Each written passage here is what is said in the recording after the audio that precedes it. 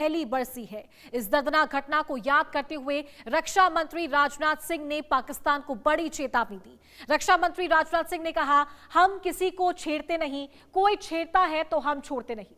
रक्षा मंत्री राजनाथ सिंह ने तमिलनाडु में एक चुनावी सभा को संबोधित करते हुए ऑपरेशन सिंदूर का जिक्र करके सख्त संदेश दिया। उन्होंने कहा कि भारत किसी को छेड़ता नहीं, लेकिन अगर उसको कोई छेड़ता है तो वो छोड़ता भी नहीं। रक्षा मंत्री राजनाथ सिंह ने कहा कि भारत किसी को उकसाता नहीं है, लेकिन अगर कोई उसकी संप्रभुता और सुरक्षा को चुनौती देता है तो उसे बख्शा भी नहीं जाएगा। बता दें कि पाकिस्तान समर्थित लश्कर के आतंकवादियों ने पिछले साल 22 अप्रैल को पहलगाम में 26 पर्यटकों की गोली मारकर हत्या कर दी थी। इस हमले ने पूरे देश को झकझोर कर रख दिया था। इसके बाद भारत ने ऑपरेशन सिंदूर लॉन्च करके पाकिस्तान और उसके कब्जे वाले कश्मीर में 9 आतंकी ठिकानों को नष्ट कर दिया था। इस ऑपरेशन के तहत भारत की सेना ने पाकिस्तान की सीमा के भीतर मौजूद लश्कर, जैश और हिजबुल मुजाहिदीन से जुड़े आतंकी ठिकानों को निशाना बनाया, जहां से भारत के खिलाफ साजिशें रची जा रही थी। लेकिन इससे पाकिस्तान सुधरने का नाम नहीं ले रहा। पाकिस्तान की फितरत में आतंक फैलाना है। ऑपरेशन सिंदूर में बुरी तरीके से मार खाने के बाद भी पाकिस्तान भारत के खिलाफ साजिशें रचने से बाज नहीं आ रहा। अब एक बार फिर पाकिस्तानी सेना के मुखिया आसिम मुनीर और पाकिस्तान की खुफिया एजेंसी आईएसआई भारत में आतंक फैलाने की खौफनाक साजिश रच रहे हैं। आईएसआई ने अपने आतंकी गुर्गों को एक्टिव कर दिया है। आईएसआई इस बार भारत में खौफनाक धमाकों की प्लानिंग करने में लग गया है। इसको लेकर एक हाईब्रिड जासूसी मॉड्यूल का खुलासा हुआ है, जिसमें आईएसआई जासूसी कामों के लिए 16 से 17 साल के भारतीय युवाओं की भर्ती कर रही है। पाकिस्तान की आतंकी नापाक साजिशें कब बंद होंगी, इसी मुद्दे पर हम खास मेहमानों के साथ चर्चा करेंगे। तो इससे पहले यह भी आपको बता दें कि पिछले दिनों कई ऐसी बड़ी कार्रवाइयां हुई है भारत में। फिर बात करें मुंबई की, राजधानी दिल्ली की, हरियाणा, पंजाब की, तो यहां से कई ऐसे आतंकियों को गिरफ्तार किया है जो पाकिस्तान से जुड़े हुए हैं सीधा सीधा, और पाकिस्तान के पास में भारत से फीड पहुंचाने का काम करते हैं। तो पाकिस्तान में कितने आतंकी ग्रुप से समझाते हैं आपको लश्कर तैयबा, कश्मीर और भारत पर इसका फोकस है। जैश ए मोहम्मद, पूरा फोकस इसका भारत पर रहता है। ये आतंकी ग्रुप से पाकिस्तान में हरकत उल मुजाहिदीन, इंडिया पर इस संगठन का फोकस रहता है। साथ ही हिजबुल मुजाहिदीन, कश्मीर पर इस संगठन का फोकस है और यहां ये आतंक फैलाने का काम करते हैं। अलकायदा पाकिस्तान, भारत पर इसका फोकस है। भारत में ये आतंक फैलाते हैं और जो ब्लास्ट है वो करते हैं। हरकत उल जिहाद इस्लामी बलूचिस्तान में एक्टिव है। हिज़्ब उल अहरार, ये अलग अलग जो आतंकवादी ग्रुप से पाकिस्तान में एक्टिव है। लश्कर तैयबा, कश्मीर और भारत पर इसका फोकस है। आगे बढ़ते हैं तो ये तमाम आतंकी ग्रुप्स जो हैं ये नफरत फैलाने का काम करते हैं और साथ ही जो बड़े बड़े धमाके हैं, ब्लास्ट हैं और किस तरीके से परेशान यहां पर भारत को किया जाए उसका काम करते हैं। तो आईएसआई की नापाक साजिश, 16 से 17 साल के युवाओं की भर्ती ये लोग करते हैं। इनका ब्रेन वॉश करने का काम करते हैं। कमजोर वर्ग के युवाओं को टारगेट करने का काम करते हैं। साथ ही नशे के आदि युवा भी टारगेट होते हैं क्योंकि इन्हें टारगेट करना आसान है। तो मेरठ मॉड्यूल से इसका खुलासा हुआ है। जो आतंकी मॉड्यूल है ये भारत में पकड़ा गया। ऑपरेशन सिंदूर के बाद आईएसआई पूरी तरीके से एक्टिव यहां पर नजर आ रहा है। भारत में बम धमाकों की प्लानिंग आईएसआई के द्वारा की जा रही थी। तमाम जो आतंकी मिले हैं उनके जरिए पता चला भारतीय युवाओं के जरिए ये प्लानिंग बनाई जा रही थी और युवाओं को किस तरीके से टारगेट किया जा सके और साथ ही कौन कौन से युवा जो है वो टारगेट हो सकते हैं, उस मॉड्यूल पर इन आतंकवादियों के द्वारा काम किया जा रहा है। फिर बात कर लेते हैं जैश ए मोहम्मद, तो उससे जुड़े जो आतंकी है वो भी यहां पर मिले हैं, जो सीधा सीधा आईएसआई के पास में, संगठनों के पास में फीड पहुंचाने का काम करते हैं। और गत दिनों एक तमाम बड़ी कार्रवाइयां भारत में हुई है, दिल्ली में हुई है, मेरठ में हुई है, हरियाणा पंजाब में हुई है और इसके तार बांग्लादेश से जुड़े हैं, मुंबई से जुड़े हैं। कुछ ऐसे संगठनों को गिरफ्तार किया गया, ऐसे संगठन है उनको सुरक्षा एजेंसियों ने, स्पेशल सेल ने पकड़ा है, जो यहां से सीसीटीवी के जरिए पाकिस्तान में फीड पहुंचाने का काम करते हैं और उसके बाद में कैसे इन जगहों को टारगेट किया जा सकता है या कैसे ये जो लोग हैं इनको टारगेट किया जा सकता है, इस पर उनका पूरा फोकस रहता है। और साथ ही आतंक कैसे फैलाया जाए, जो अपना ग्रुप है इसे और बड़ा कैसे किया जाए, इस पर इन संगठन के लोगों का, इन आतंकवादियों का फोकस रहता है।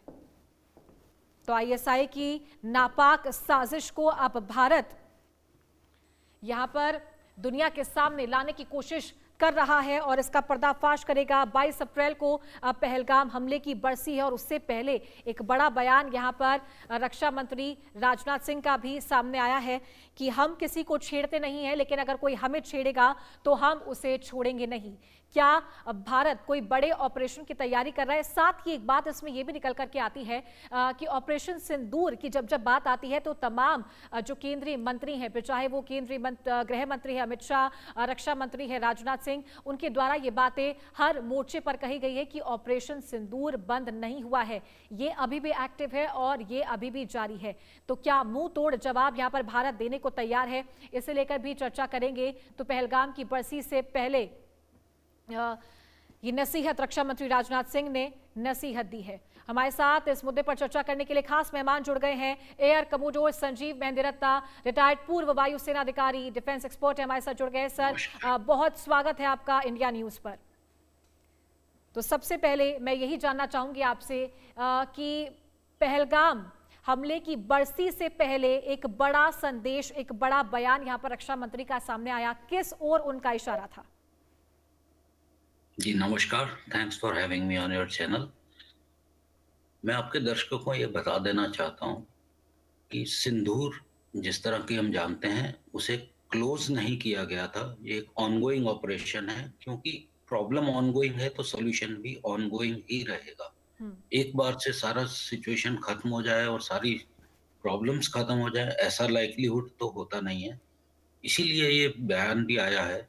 1 साल होने वाला है और हमने एक ऐसा ऑपरेशन किया था जो बहुत सटीक, बिल्कुल क्लियर कट, और उससे ये दर्शाता था कि इंडिया का जो टेम्पलेट है रिटर्न का वो बदल गया है।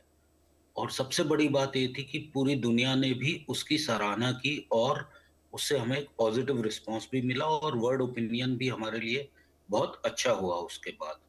और हम उसी को मेंटेन करे हुए चले जा रहे हैं और अपने आप को उसी तरह शक्तिशाली बनाते हुए चले जा रहे हैं। जैसा कि आप पिछले 1 साल से आप न्यूज़ में देखते रहे होंगे, किस तरह से हम प्रोग्रेस कर रहे हैं अपने ड्रोन्स के लिए या मिसाइल्स के लिए। क्योंकि वॉरफेयर की सिचुएशन अभी चेंज हो रही है। वॉरफेयर के जो एक्ट्स हैं, वॉरफेयर के जो तरीके हैं, वो भी धीरे-धीरे चेंज होते हुए नज़र आ रहे हैं। और उसी से कैच अप करने और शक्ति को मेंटेन करने का, प्राइवेटाइजेशन के बारे में, और किस तरह से उससे हमें पूरी दुनिया में ना सिर्फ नाम ही मिला है बल्कि हमारी साख भी बढ़ी है और शक्ति भी बढ़ी है और हमारे एक्सपोर्ट्स और ऑर्डर्स भी बहुत ज़्यादा बढ़े हैं।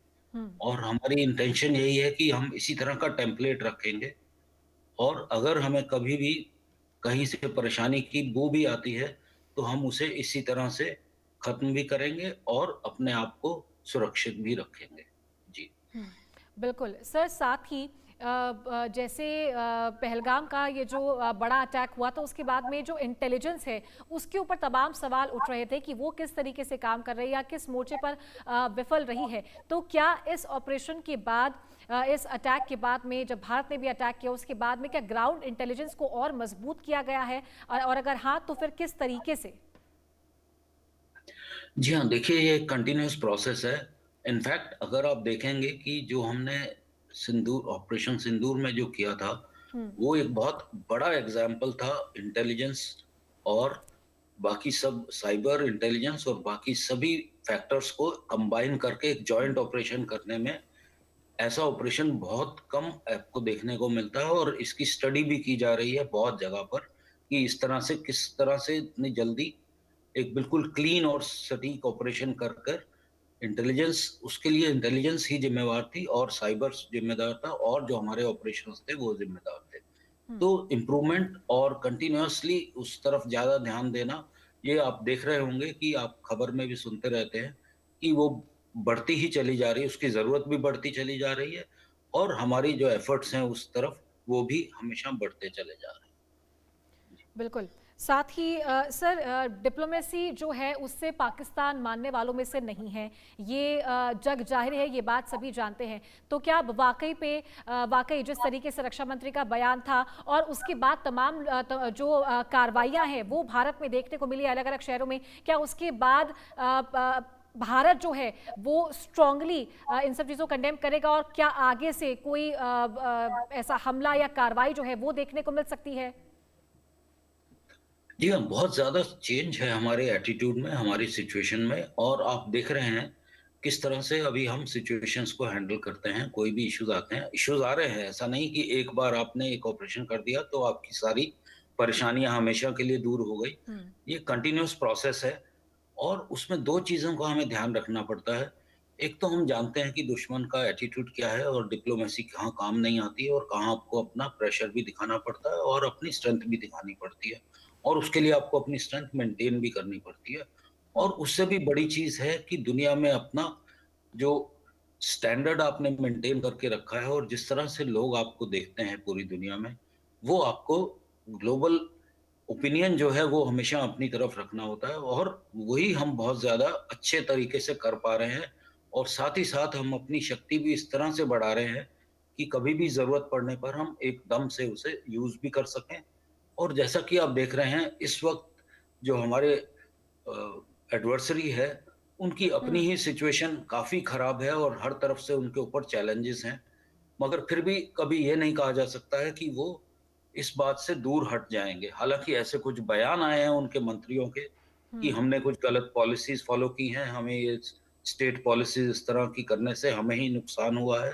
हम्म। और जिस तरह की आप देख रहे हैं इस वक़्त पाकिस्तान बहुत ज़्यादा टेररिज़्म से जूझ रहा है अपने ही देश में। हम्म। और इसी तरह के कुछ और भी बयान आए हैं कि हमसे अमेरिका ने भी कुछ डर्टी वर्क करवाया है, लेकिन अभी हम अपनी सिचुएशन को चेंज कर रहे हैं और अपनी पॉलिसीज़ को भी चेंज कर रहे हैं। मगर हम किसी भी चीज़ पर विश्वास ना करके अपनी स्ट्रेंथ को बढ़ाते हुए चले जा रहे हैं, ताकि हम हमेशा के लिए अपने देश को भी और अपने जो हमारे लोग हैं उनको भी बिल्कुल सेफ रख सकें। हम्म। जी। और सर, जो बयान रक्षा मंत्री का आया है, क्या उसे देख कर के ये लग रहा है कि भारत अब क्रॉस बॉर्डर रिटेलिएशन को ओपनली अडॉप्ट कर रहा है, या फिर करना चाहिए भारत को? जी हाँ, वो तो हमने 1 साल पहले ही अपना डॉक्ट्रिन चेंज कर दिया था और अपना टेम्पलेट भी बदल दिया था ऐसी सिचुएशंस के लिए, हम्म। और उसमें कोई कमी नहीं आई है, कुछ चेंजेस नहीं है, वो वैसे ही चलेगा। सिर्फ ये है कि आप देखेंगे कि दूसरी तरफ से भी बहुत रिस्ट्रेंट उसके बाद आनी शुरू हुई है, वो बहुत ज़्यादा केयरफुल है, हम्म। और उन्हें भी मालूम है कि किस तरह की फ़ॉलो-अप इससे होने वाला है। और हमने उसमें कोई चेंज नहीं किया है, और वो टेम्पलेट वही हमें रिक्वायर्ड भी है और वो चलेगा भी। यही बताने के लिए, एक बार उसे फिर याद दिलाने के लिए इस तरह की बातें दोबारा उभर कर आई। हम्म। बिल्कुल। साथ ही सर, हालांकि राजनीति इन तमाम मुद्दों पर होती आई है और अब भी होगी।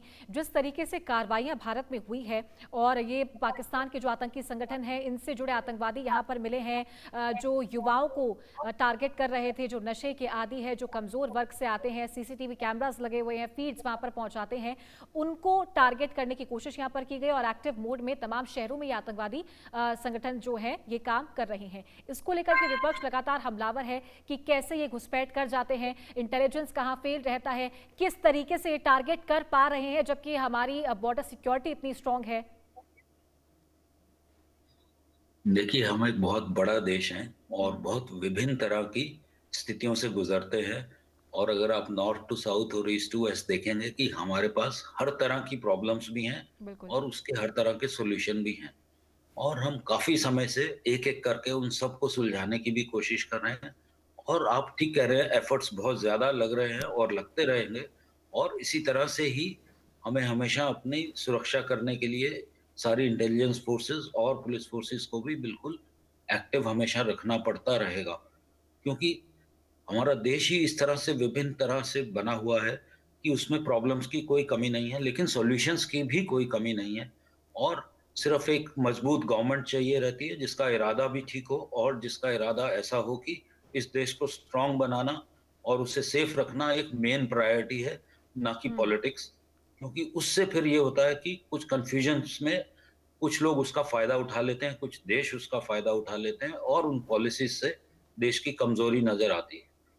तो फिलहाल हमें सिर्फ ये सोचना है कि एक स्ट्रांग गवर्नमेंट जो कि बिल्कुल एक फोकस तरीके से टेररिज्म के अगेंस्ट और जितनी भी activities anti national activities India में रहती हैं अक्रॉस द कंट्री, उन्हें बहुत क्लियरली और बहुत सटली उसे हमें ठीक भी करना है, संभालना भी है, और उससे हमें अपना टेम्पलेट बिल्कुल स्ट्रांग रखना है।